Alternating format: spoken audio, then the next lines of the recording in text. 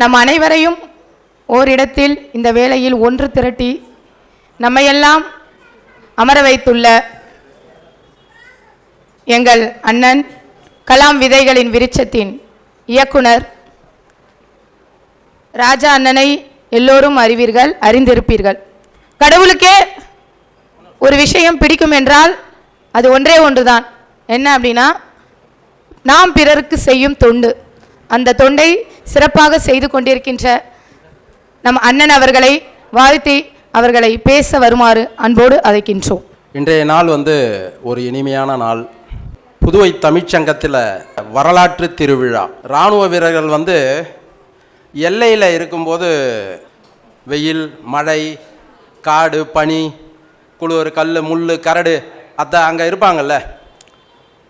குடும்பத்தை பிரிஞ்சு உங்களோட வழிகளை என்னுடைய வழிகளாக பார்க்குற ஒவ்வொருத்தவங்களுடைய வழிகளையும் ஒவ்வொருத்தவங்களுடைய வேதனைகளையும் எதெல்லாம் மறுக்கப்படுது, எதெல்லாம் கிடைக்கல, இதெல்லாம் எனக்கு வழியாகி அது உணர்வாக வெளிப்படும் பொழுது அது உங்களுடைய இதயத்தில் போய் சேரும். ஒரு பட்டாளத்தார் வராருன்னாவே அந்த தெருவே ஒரு ஒரு ஒரு மாதிரி மிரட்சியாக இருக்கும். ஒரு பட்டாளத்தார்னா ஏதோ அரசனை பார்க்குற போல ஒரு கட்டுக்கோப்பு இருக்கும், ஒரு ஒரு சந்தோஷம் இருக்கும், ஒரு பூரிப்பு இருக்கும். எல்லைச்சாமி இன்னைக்கு ஐயனார் வீரன் இது போல வேட்டையாடுகின்ற சாமியை பார்த்த போல இந்த பட்டாளத்தார் என்ற பேருக்குள்ள ஒரு மரியாதை இருக்குது. ராணுவ வீரர்கள் சிறு வயதிலே எல்லைக்கு போயிடுறாங்க.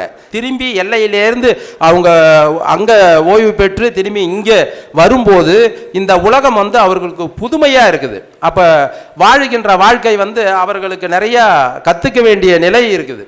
ஏன்னா அங்கே மிலிட்ரியோடைய அந்த கட்டுப்பாடுன்றது வேற மாதிரி. ஆனால் இங்கே அப்படி கிடையாதுங்க. சுய ஒழுக்கம் பிள்ளைகளுக்கு தேவைன்னா இராணுவ வீரர்களுடைய வாழ்க்கை வரலாறை பாட புத்தகமாக ஆக்கப்பட வேண்டும். ஒரே ஒரு மேற்கோள் காட்டுறாங்க. இராணுவ வீரர்னா யார், அவர்களை பற்றி நம்ம ஏன் இப்படி பேசணும்?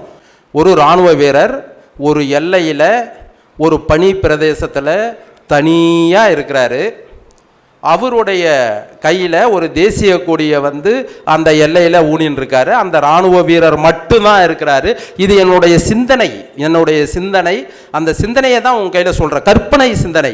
ஆனால் உளவியல் ரீதியாக அது உண்மையாக அப்படியே தத்ரூபமாக நிகழ்கின்ற ஒரு செய்தி. இராணுவ வீரர் ஒவ்வொருத்தவங்க உள்ளத்திலையும் இருக்கின்ற அந்த வீரத்தை தான் நான் சொல்ல பதிவு பண்ண நினைக்கிறேன்.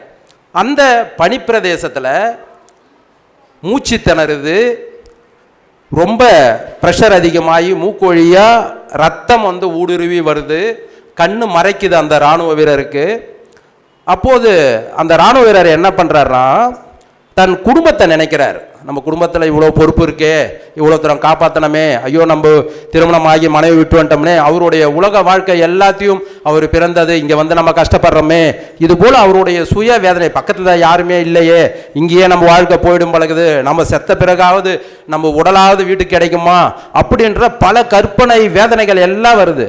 ஆனால் அந்த தருணத்தில் ஒரே ஒரு ஃபயர் சவுண்டு ஐயா, ஒரு உறங்குகின்ற சிங்கம் தன்னை உசுப்பி விட்டவர்களை திரும்ப தாக்குவதற்கு அதனுடைய அந்த சிங்க பிடரியை சிலிப்பி எழுந்து நிற்கும், கர்ஜிக்கும்.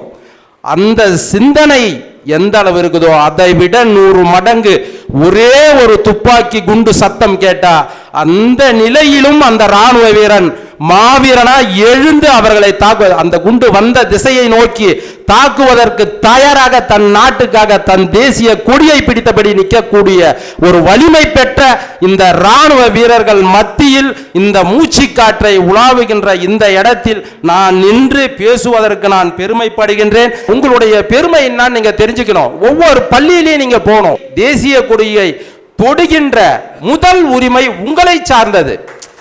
இன்னைக்கு கார்கில் நினைவு சின்னம் சிதைந்து கிடக்கின்றது. இங்க வர பன்னாட்டு சுற்றுலா பயணிகள் நின்று புகைப்படம் எடுக்கிறாங்க, ஆனா அது சிதைந்து கிடக்குது. அவர்களுக்கு தெரிந்த இந்த மரியாதை நம்ம அரசுக்கு தெரியலையே என்ற வலி, கொண்டு சேர்க்க வேண்டியவர்கள் சேர்க்கவில்லையே என்ற வலி. இராணுவ வீரர்களே எங்க இது போல இத்தனை பேர் இறந்துட்டாங்க, இத்தனை ஆன்மா நினைவா இங்க வச்சது, அது இப்படி கடந்து இருக்குது, அதை சரி பண்ணுங்கன்னு இராணுவ வீரர்களே கேட்க வேண்டிய நிலைக்கு அரசாங்கத்துடைய இயலாமை இன்னைக்கு இருக்கு.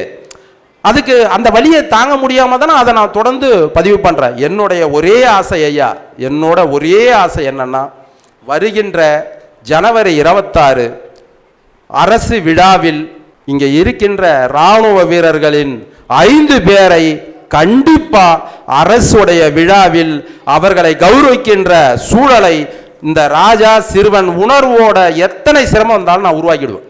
நம் நாடை நேசிக்க வேண்டும்.